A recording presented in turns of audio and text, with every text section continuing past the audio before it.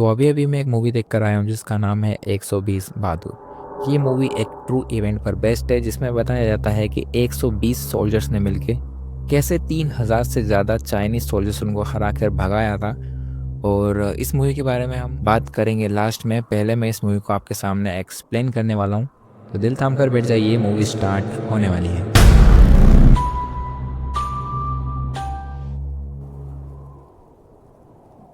कभी वो दिन थे जब भारत ने चीन को सिर्फ अपना दोस्त नहीं बल्कि भाई माना था। लेकिन 20 अक्टूबर 1962 को पता चला कि यह दोस्ती की भावना दोनों तरफ नहीं थी। कई सालों से चीन की नजर लद्दाख पर थी और उसे अपने लिए हासिल करने के लिए चीन ने बिना बताए हमला कर दिया। यह हमला भारत के लिए एक विश्वासघात था, लेकिन जैसे जैसे लड़ाई चलती गई हमारे सिपाही हारते गए। अब उनका अगला निशाना लद्दाख था।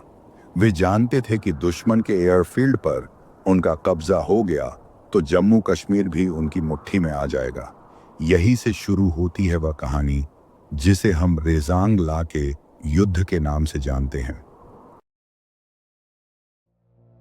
कहानी के शुरू में हमें बताया जाता है कि एक सोल्जर हेडक्वार्टर की ओर संदेश देने आता है, लेकिन वो इतनी बुरी तरीके से घायल होता है कि कुछ बोल ही नहीं पाता है। सोल्जर्स उससे पूछने की कोशिश करते हैं, लेकिन उसकी हालत इतनी ज़्यादा ख़राब होती है कि वो कुछ नहीं बोल पाता है। और यहीं से कहानी 2 दिन पीछे जाती है, जहाँ पर हमें पता चलता है कि जो सोल्जर भाग कर आया था उसका नाम है रामचंद्र यादव। वो पहले दिल्ली में काम करता था, लेकिन बॉर्डर पे हालत ख़राब हो जाने के कारण उसे बॉर्डर पे बुलाया जाता है और उसका काम होता है रेडियो रिपोर्ट करने का। लेकिन अगले 4 दिन उसकी ज़िंदगी के सबसे ख़राब 4 दिन होने वाले थे, ये उससे अंदाज़ा नहीं था। अगला सीन हमें चुशुल एयरफील्ड लद्दाख का बताया जाता है, जहाँ पर हेड जनरल एक सोल्जर से पूछता है कि तुमने चुशुल एयरफील्ड को प्रोटेक्ट करने के लिए क्या क्या तैयारी करी है और तुम्हारा क्या प्लान है। तो सिपाही कहता है चार्ली कंपनी रजांगला को प्रोटेक्ट करेगी। तो जनरल पूछता है चार्ली कंपनी, क्या वो प्रोटेक्ट कर पाएगी? तो सिपाही कहता है ये डिसीजन चार्ली कंपनी के कमांड मेजर शैतान सिंह भाटी का है। फिर हमें शैतान सिंह भाटिया को इंट्रोड्यूस करा जाता है, जहाँ पर शैतान सिंह भाटिया चीनी स्नाइपर की तरफ आगे बढ़ते हैं। असल में वो जानना चाहते थे कि चीनी स्नाइपर कहाँ छुपा है और अपने स्नाइपर को एग्जैक्ट लोकेशन बताना चाहते थे। और फिर इंडियन स्नाइपर हमला करता है और चीनी स्नाइपर को मार देता है। वहीं पर दूसरे सीन में हमें रामचंद्र यादव को दिखाया जाता है, जो कि कैंप पर पहुंच चुके थे और अपनी हाजिरी दे रहे थे। हाजिरी लेने वाले ने उनसे कहा कि ये दवाई खा लेना, लेकिन वह पूछते कि दवाई क्यों खानी है। फिर हाजिरी लेने वाला कहता है कि इस दवाई को खाने के बाद खा लेना। फिर वो मान जाते हैं और हाजिरी लेने वाले से एक स्वेटर मांगते हैं, लेकिन वो मना कर देता है और कहता है कि पहला चीनी फौजी मार और जाके उसकी स्वेटर ले ले। असल में वहाँ पर स्वेटर ही नहीं थी और ठंड बहुत ज़्यादा थी। जहाँ पर पूरी चार्ली कंपनी खड़ी थी वहीं पर रामचंद्र भी पहुँच जाता है और वहीं पर हमें पता चलता है कि पूरी चार्ली कंपनी और रामचंद्र भी एक ही गाँव से है जिसका नाम है रेवाड़ी। वहीं पर शैतान सिंह भाटी रामचंद्र को बुलाते हैं और पूछते हैं कि तुमने पहले कभी इतनी ऊंचाई पर रिपोर्टिंग करी है? तो रामचंद्र कहता है नहीं। फिर शैतान सिंह भाटी कहता है कि ये तुम्हारे लिए एक नया एक्सपीरियंस होने वाला है, तो कल रजांगला के लिए तैयार हो जाना।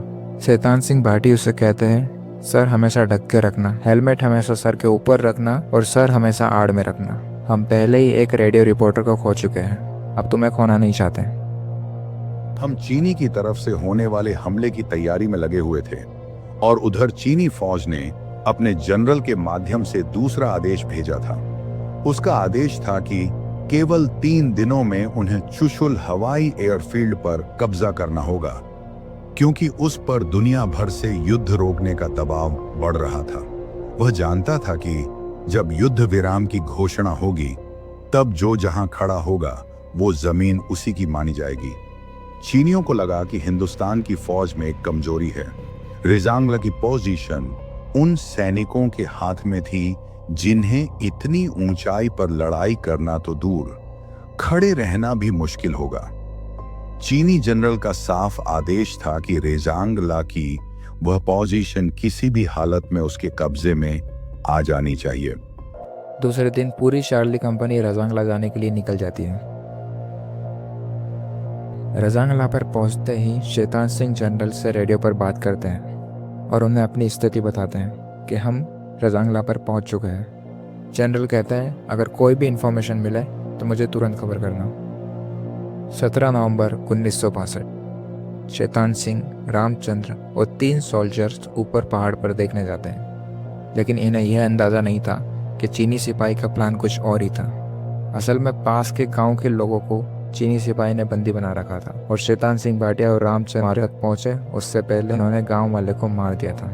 वहीं पर कुछ और चीनी सोल्जर्स छिपे थे, उनसे लड़ाई करके शैतान सिंह भाटिया ने उन्हें मार दिया और आगे पहुंचे तो देखने को मिला कि वहां पर चीनी की पूरी फौज खड़ी थी। शैतान सिंह तुरंत अपने जनरल को रेडियो पर कनेक्ट करते हैं और पूरी बात बताते हैं। जनरल उनसे पूछता है कि दुश्मन की क्वांटिटी कितनी होगी।